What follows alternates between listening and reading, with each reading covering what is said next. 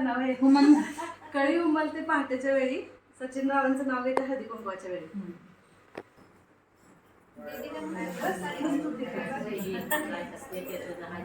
Welcome back to my channel. आज ना आमच्याकडे हळदी कुंकू आणि विडा घ्यायचा कार्यक्रम होता, तर त्याच्यामुळे म्हटलं आता आम्ही दोघीजण तयार झालो होतो, आत्या आणि मी. आणि इथं असं झालं होतं किचनमधली लाईट बंद होती, त्याच्यामुळे काही जास्त क्लिअर दिसत नव्हतं. हे वा, आत्ती तयार झाले का? तसं तर आता नेहमीच डेकोरेशन वगैरे करायचं असतं तर बाकीची सगळी तयारी अगोदर आम्ही करून घेतो आणि त्याच्यानंतर मग आम्ही स्वतः तयार होतो. पण ह्यावेळेस मी उलटं केलं.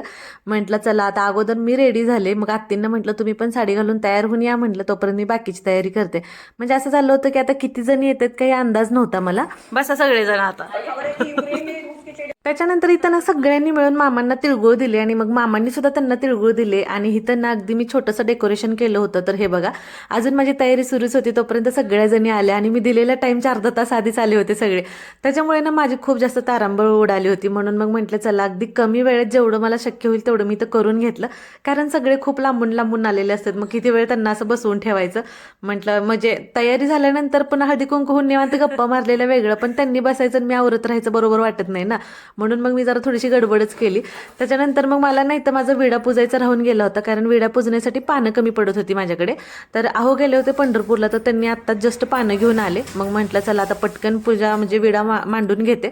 इकडे तोपर्यंत आत्तीने सगळ्यांसाठी चहा ठेवला होता, म्हणलं विडा पूजन होईपर्यंत सगळ्यांचं चहा पाणी होऊन जाईल म्हणून. आणि बघा मस्त असा आत्तींच्या हातचा चहा होता इथं. आणि मग इकडे माझी पूजेची मांडणी सगळी झाली होती. आता माझा 25 पानांचा विडा असतो, आत्तींचा 25 पानांचा असतो आणि आमच्या आजच सासूबाईंचा 5 पानांचा असतो. आता म्हणजे विडे घ्यायची पद्धत ज्याची त्याची वेगवेगळी असते हो ना. आता कालच्या शॉर्टमध्ये मी तुम्हाला सांगितलं होतं आमच्याकडे संक्रांतीच्या दुसऱ्या दिवशी विडा घेतला जातो. आणि हे काय आज आणि उद्या किंवा गेल्या वर्षभरात घेतला असं नाहीये, आम्हाला जसं कळतं तसं. आणि आमच्या आजीपासून म्हणजे आमच्या आजच सासूबाईंपासून हे चालत आलेली आमच्याकडची परंपरा आहे ही बरं का. मग त्याच्यामुळे आमच्याकडे दुसऱ्या दिवशीच विडा घेतला जातो. आणि इथं आता सगळ्यांसाठी आत्तीने चहा बनवून ठेवला होता, तर म्हणलं पटकन आता चहा देऊन घेऊ. आणि इथं असं झालं होतं की आरो पण नव्हता शूटला, आणि अहो आमचे मग सगळे असल्यामुळं आज शूट घ्यायलाच तयार नव्हते. पण कसं तरी जबरदस्ती त्यांना इथं थोडंफार मी शूट घ्यायला सांगितलं, त्याच्यामुळे अर्धवट तर शूट झाले. बाकीचं तर नंतर आरो आल्यानंतर मग तो घेईलच म्हणलं. आता तो येईलच, त्याचं स्कूलचं आता टाईम झालंच होतं, म्हणलं येईल थोड्या वेळात. त्याच्यानंतर आता इथं आम्ही सगळेजण किचनमध्ये आलो आणि इथं बघा असं विडा झाकून ठेवतात आमच्याकडे ब्लाऊज पीसनं, आणि मग तो परत पदरात घ्यायचा असतो. तर सगळ्यांनी मिळून आधी आत्तींना हळदी कुंकू लावून घेतलं इथं. तर अगोदर इथं आत्ती विडा घेतील आणि मग त्याच्यानंतर मी घेईन परत. आणि हो, परवा एका ताईची कमेंट आली आपल्या दुसऱ्या चॅनलवरती रोहिणीज ब्लॉग अँड फुडीज वरती, की रोहिणी ताई तू तर संक्रांत केली नाही पण तुझ्या जाऊबाईंनी केली ना म्हणून. आणि त्यांनी व्हिडिओ पाहिला असं त्यांनी सांगितलं, पण त्यांनी जो व्हिडिओ पाहिला होता ना तो जुना व्हिडिओ होता, गेल्या वर्षीचा होता आणि त्याच्या गेल्या वर्षीचा होता.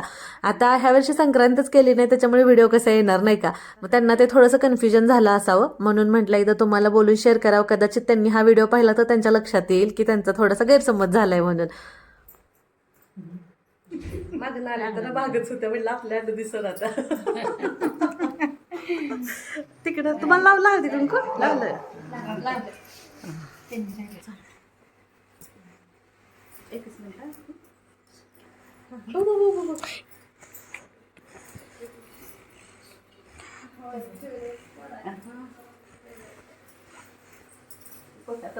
सगळ्यांना लावायचं. हा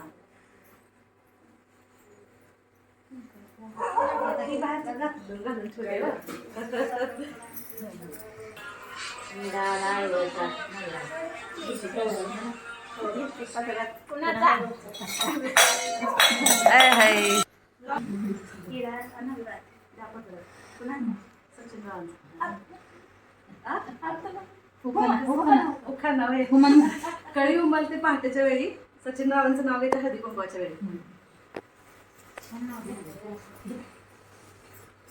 आत्तीने विडा घेतला, त्याच्यानंतर मग मी सुद्धा विडा घेतला आणि मग तसंच विडा पदरात घेऊन मग तुळशीच्या पाया पडण्यासाठी मी बाहेर गेले होते. तर बाहेर आले आणि तुळशीला इकडे नमस्कार केला.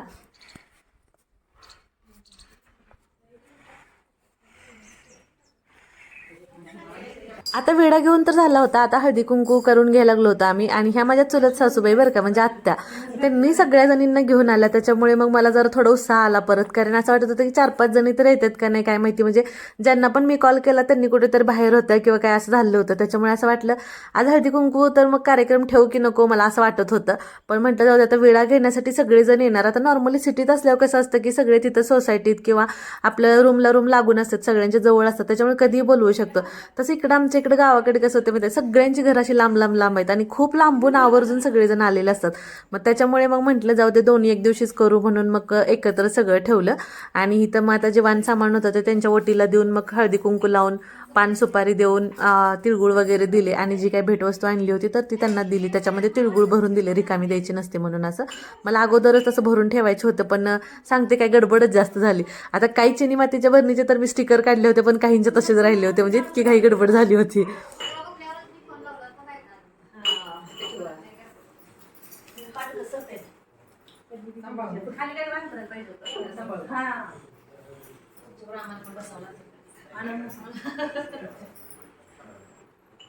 आणि आता इथं सगळ्या जणी आल्यामुळे सगळ्या जणींना मला व्हिडिओमध्ये दाखवावंच लागणार होतं, कारण हळदी कुंकू आणि हा एवढाच एक मोमेंट असतो की ज्याच्यामुळे सगळ्यांच्या आठवणी मेमरी आपल्या यूट्यूबमुळे सेव्ह राहतात. त्याच्यामुळे मी तर व्हिडिओ कुठे सुद्धा म्हणजे असं पळवला नाही किंवा स्किप केला नाही. त्याच्यामुळे आता तुम्ही पण बघा, आता झालं दोघी तिघींची आता ओटी भरून झाली की झालंच माझं इथलं. आणि मग त्याच्यानंतर म्हटलं तर सगळ्यांनी मिळून आपण बाहेर फोटोज वगैरे पण काढून घेऊया म्हणून मग म्हटलं सांगितलं होतं सगळ्यांना. त्याच्यामुळे सगळ्या जणी तयार होत्या. मग म्हणून ते पण मला आणखीन जास्त छान वाटलं की सगळेच उत्साह दाखवतात ना असं. त्याच्यामुळे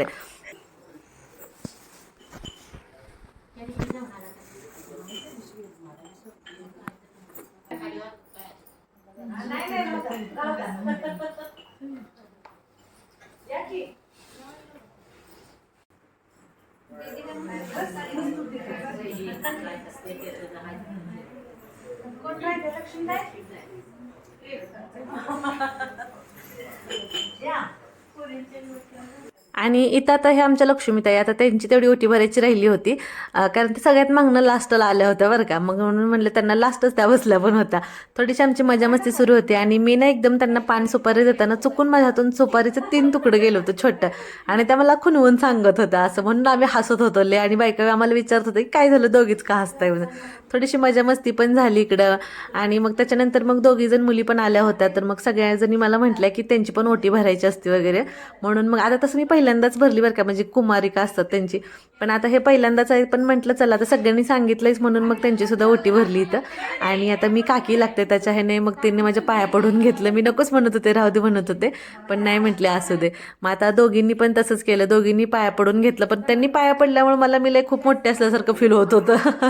मग नॉर्मली कसं होतं, आपण सगळ्यांच्या पाया पडतोय ना असं, आणि आपल्या कोणीतरी पाया पडलं की मग असं वाटतं अरे आपण इतकं मोठं झालो का असं वाटतं लगेच.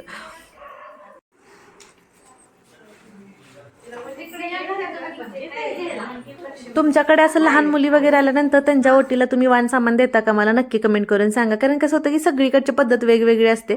आता मला सगळ्यांनी सांगितलं म्हणून मी त्यांच्या ओटीला घातलं सुद्धा, हळदी कुंकू लावून त्यांना दिलं सुद्धा. मग तुमच्याकडे कशी पद्धत आहे ते मला सांगा. कारण काय होतं काय काय वेळी मला तर आता असं झालं की एखादी गोष्ट कॉन्फिडेंटली जरी तुम्हाला दाखवायचं म्हटलं तरी माझा तेवढा कॉन्फिडन्स राहणं. कारण काय असं असतं की आम्ही आमच्याकडची पद्धती दाखवतो, पण त्याच्यामध्ये पण तुम्ही कमेंट करून सांगता की हां हे असं नसतं ते तसं असतं. म्हणजे चांगल्या गोष्टी शिकण्यासारख्या असतात, तो भाग वेगळा, तो आम्ही शिकून घेतोच तुमच्याकडनं. पण सणावाराचं असतं ना, ज्या त्या गावची रीत असते, जी ती पद्धत असते, आणि आम्ही जसं पहिल्यापासून करत आलोय ना, किंवा आमच्या आजींना बघून किंवा त्यांच्याकडून ज्या गोष्टी शिकलोय त्याच आम्ही करत आलोय, तेच आम्ही पुढं नेत आलोय ना असं. मग त्याच्यामुळे असं वाटतं की कधी कधी असं वाटतं व्हिडिओ टाकताना पण मग टाकू का नको, सणाचा दाखवू का नको, मग असं होतं नाही का असं.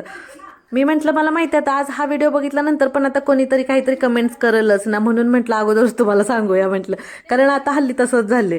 आणि आता ह्यांना ना खाली बसता येत नव्हतं, ह्यांचं मणक्याचं ऑपरेशन झालं होतं, त्याच्यामुळे त्यांना म्हटलं तुम्ही सोप्यावरच बसा, तिथंच ओटी भरते म्हटलं तुमची. म्हणून मग सगळ्यात लास्टला परत त्यांची ओटी भरली. आणि मग त्याच्यानंतर इथं आत्तीने सगळ्यांना तिळगुळ दिलं बघा.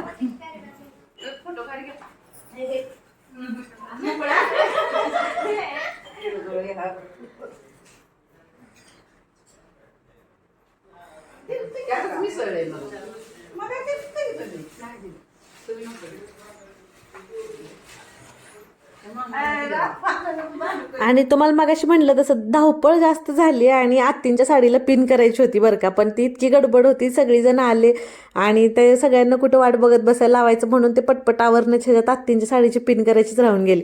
पण आत्तीने सुद्धा परत वन साईड अशी धरली होती साडी, तर खूप सुंदर दिसत होती त्यांना.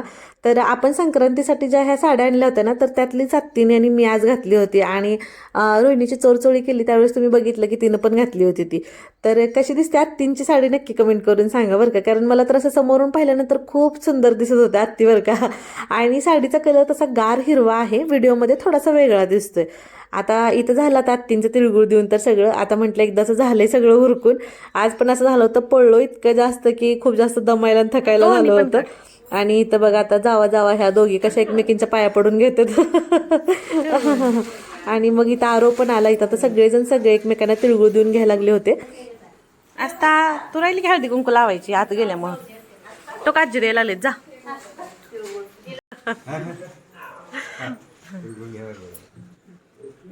लय जवळ आली मी त्यामुळं.